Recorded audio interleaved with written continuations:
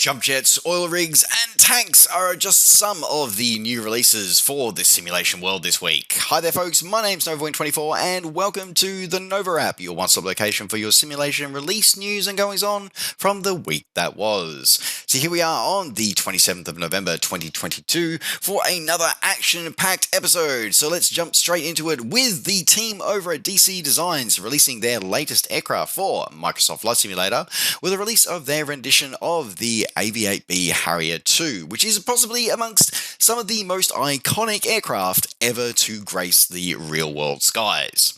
Now, this rendition of the Harrier 2, of course, is the sort of ultimate version of the Harrier, and the final version of the Harrier to see operational service around the world, and was a joint Boeing and British Aerospace production as an evolution of the original Harrier. Originally designed to fulfill a US Marine Corps requirement, it then expanded and grew, and eventually would also see service with several nations around the world, and as well as serving with the Royal Air Force and the Royal Navy in its GR9 format. This rendition gives us three variants, three visual variants, the AV-8B, AV-8B Plus, and the Harrier GR9, and includes a custom-coded VTOL mechanism with custom flight dynamics, so you can recreate all of the challenging and iconic aerial maneuvers that the Harrier is famous for. Custom-coded MFD and MFD screens and heads-up display to match the Harrier's real-world displays, with a number of visual effects, as well as including 12 liveries, as well as a coded, fully interactive checklist to help you get into the skies. Now, I probably want to address something straight away, is that I can hear there are certain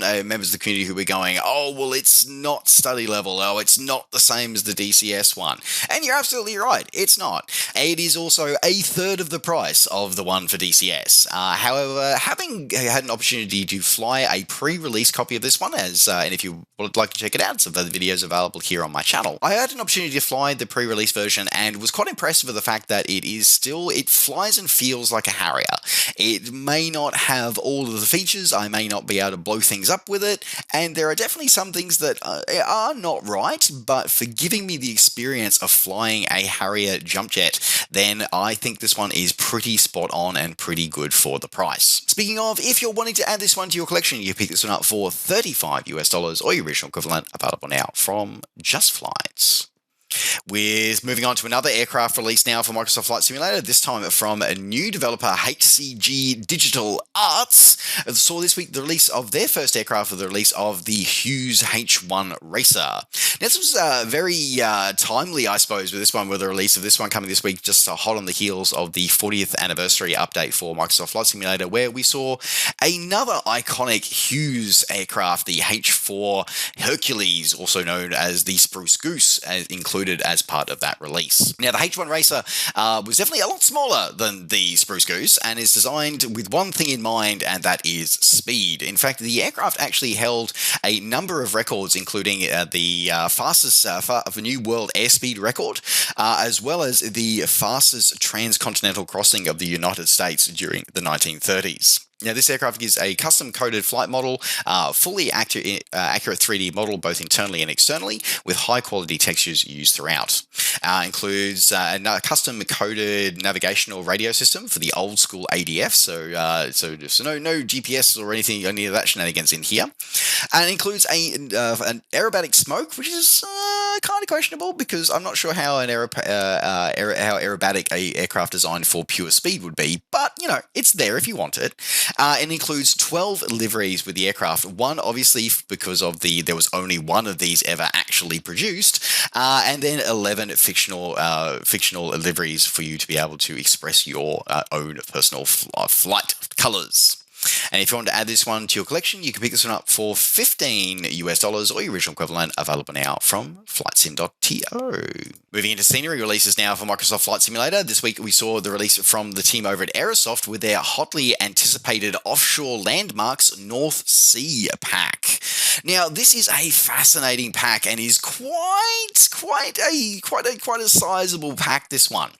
It's because a lot of frantic palm tree friends have been getting quite a bit of coverage lately, with a number of great helicopters being arriving in the sim previously, as well as now a number of new helicopters and full support for helicopter physics now being supported by the sim following the 40th anniversary update.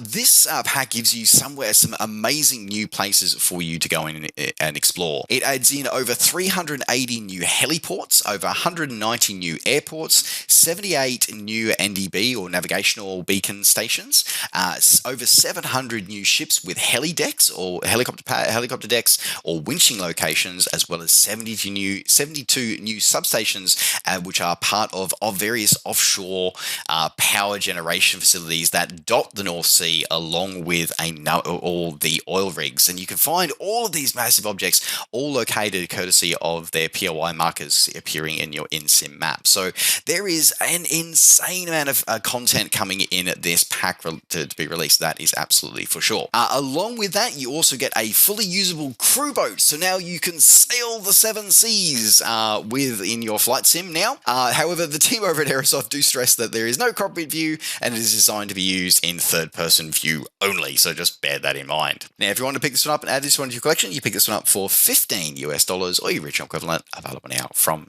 Aerosoft. In another scenery release now for Microsoft Flight Simulator, the team over at MK Studios released their rendition of Seville Airport in Spain for Microsoft Flight Simulator. This gives us a highly detailed airport rendition of Seville Airport. This is the up-to-date layout as it is for 2022, including all true-to-life apron markings, apron layout, and taxi layouts. Includes all airport buildings with also custom ortho imagery used for the airport and surrounding area. Also uses custom terrain elevation mesh for the airport and surrounding area, so you get those undulations throughout the airport. This one is available if you want to add this one to your collection. You can pick this one up for $17 or your original equivalent, available now from Orbix Direct. Moving out of Microsoft Flight Simulator now, moving into the world of the legacy ESP sims now, the team over at Golden Age Simulations this week released their latest aircraft with the release of the Meyers OTW-160 for FSX and Prepared. So the Meyers OTW, which apparently stands for Out to Win, was a 1930s biplane trainer and touring aircraft designed by Alan Myers. And the OTW-160 was the final production variant of this family of trainers. Release gives us a highly detailed 3D model, both internally and externally, with a custom high-quality, detailed model of the exposed Kinner R5 radial engine. High-definition textures with a custom sound pack used for the aircraft based off of real-world recordings with precision flight dynamics and fully animated pilot figures and gauges included. And if you wanted to pick this one up, this one is normally available for $15, but coming on a launch special for $6 from the Just Flight website, available now. Sticking with flight simulation, but moving into the world of combat now, the team over at 1C Game Studios had a big week this week. Not only did they release their massive version 5 update of IL-2 Sturmovik, but they also released a new campaign and 2 new custom vehicles. Leading the charge was the new Steel Birds campaign, which places the protagonist in the Caucasus region during 1943, whereas the German 17th Army holds the Kuban bridgehead. Now, this scenario is a 15-mission dynamic campaign, which places you as a flight commander of the 5th Squadron of the German Ground Attack Unit 2 Schwager G1. And it will place you in the controls of the Focke-Wulf 190A5 fighter bomber. This, as I said, this 15-mission campaign is located in the Caucasus region, set between April and May 1943, and challenges you to see if you can halt the Soviet advance and keep the name of the Luftwaffe held high. And if you want to add this one to your collection, you can pick this one up for $7 or your original equivalent, available now on Steam. To go along with that release, we also saw some collector vehicle releases. The first one being the C-47A Skytrain was their collector aircraft. This is, of course, the very, very famous and very iconic DC-3 in civilian service, or C-47 Skytrain, or Goonie Bird in military service. So was produced over 5,000 of the C-47A models were built during the Second World War. with the Royal Air Force receiving over 2,000 of those. This aircraft, this release, gives us a highly detailed rendition of the C-47A, both with a custom high-detailed 3D model and a custom flight dynamics included to give you that, recreate that flying experience. If you want to add this one to your collection, they can be used in both multiplayer and single-player missions. You can pick this one up for $20 or your original equivalent, available now on Steam. The second collector vehicle that came out this week for IL was the StuG III tank. So you get a tank in a flight sim. I still have questions about that. But anyway, moving on. So the StuG III assault gun was one of Germany's most produced armored fighting vehicles. And the particular rendition of this one, the Ausf.G, was the final and most common variant of the StuG III series. This vehicle is armed, better say aircraft, this vehicle is armed with a 75mm anti-tank gun, as well as a pintle-mounted 7.92mm light machine gun.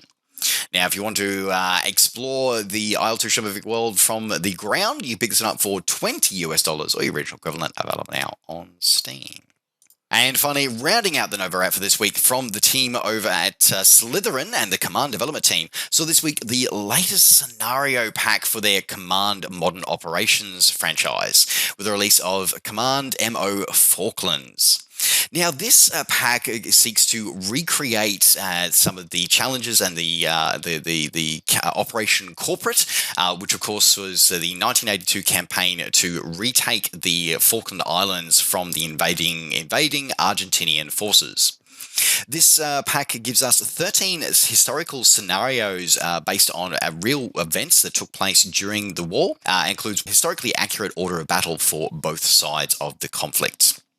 As well as the 13 historically sort of accurate scenarios, includes 2 bonus scenarios, which cover off a number of 2 what-if scenarios. If certain units or certain ships or aircraft were not available or potentially were available during the war for both sides to use. Now, if you wanted to pick this one up and add this one to your armchair general collection, you pick this one up for $20 or your original equivalent, available now on Steam. And with that, folks, that now rounds out the NovaWrap for this week. Thank you very much for joining me. Don't forget, as always, to like the video and subscribe to the channel if you enjoyed these videos and want to see more. And of course, as always, you can catch up with me and all the things I'm up to between videos by finding me on Facebook and on Twitter and on Twitch. Just search NovaWing24. All right, folks, thanks very much for watching. Take care, safe skies to all, and we'll see you next time. Bye for now.